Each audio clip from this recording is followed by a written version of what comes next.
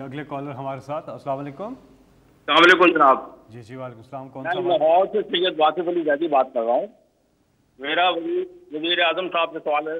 جناب وزیر اعظم صاحب السلام علیکم. جی وعلیکم السلام. آپ کا شروع دن سے موقف رہا ہے کہ آپ کرپٹ حکمرانوں اور غلط پریکٹسز سے پیسہ بنانے والے طاقتور لوگوں کو قانون کے کٹہرے اور اس کی گرفت میں لائیں گے.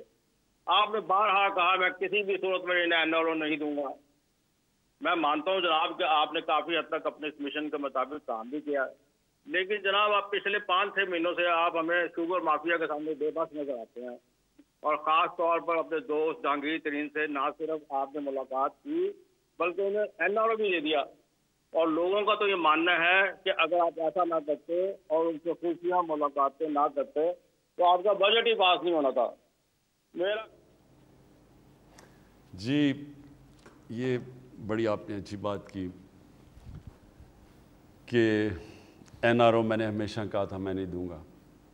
میں پہلے اس کے اوپر واضح ہو جاؤں. پھر سے میں نے شروع میں بات کی تھی، میں پھر سے کرتا ہوں. دیکھیں، ایک ہوتا ہے بڑا ڈاکو، ایک ہوتا ہے چھوٹا چور.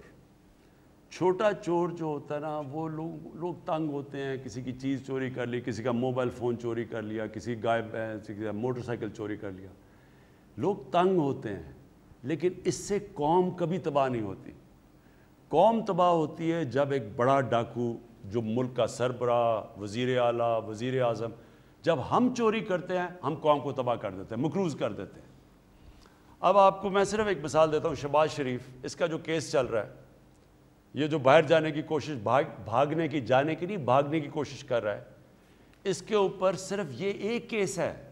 7 ارب روپے کا یہ منی لانڈرنگ کا کیس ہے. 700 ارب روپے کا یہ صرف ایک کیس ہے.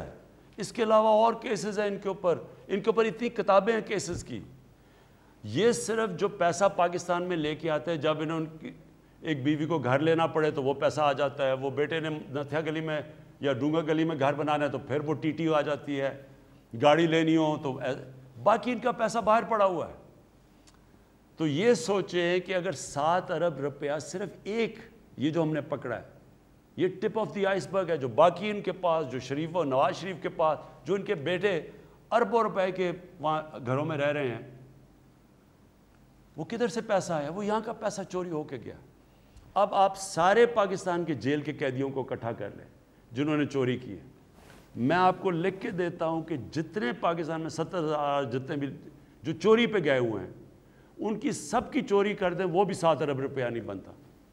تو اس لیے جو بڑی کرپشن ہوتی ہے، جو حکمران کرتے ہیں، یہ ملک کو تباہ کر دیتی ہے.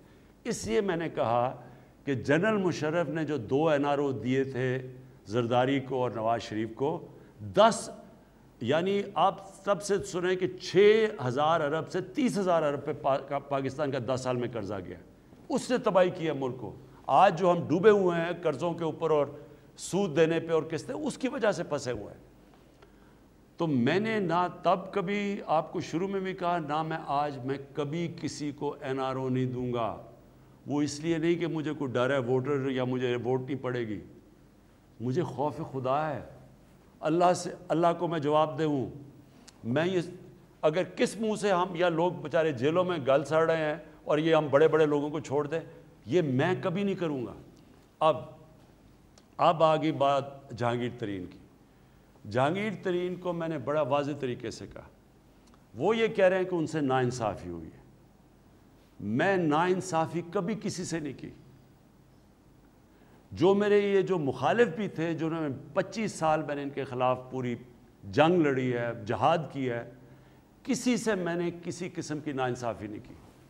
کوئی مجھے آج کہے کہ کسی کو جھوٹا کیس بنایا، کوئی انتقامی کارروائی کی، ایک جگہ مجھے بتا دیں. تو جب میں مخالف سے نہیں کرتا تو جو میری پارٹی میں جہانگیر ترین، اس سے میں کیسے کروں گا؟ تو اس ناانصافی سے تو کسی سے بھی نہیں ہونی چاہیے. لیکن یہ میرا آپ کو وعدہ ہے کہ یہ جو چینی کے اندر جنہوں نے چینی مہنگی کر کے لوگوں سے عوام کو تکلیف پہنچا کے، غریب لوگ چینی کھاتا، اس کے لیے چینی سب کچھ ہے.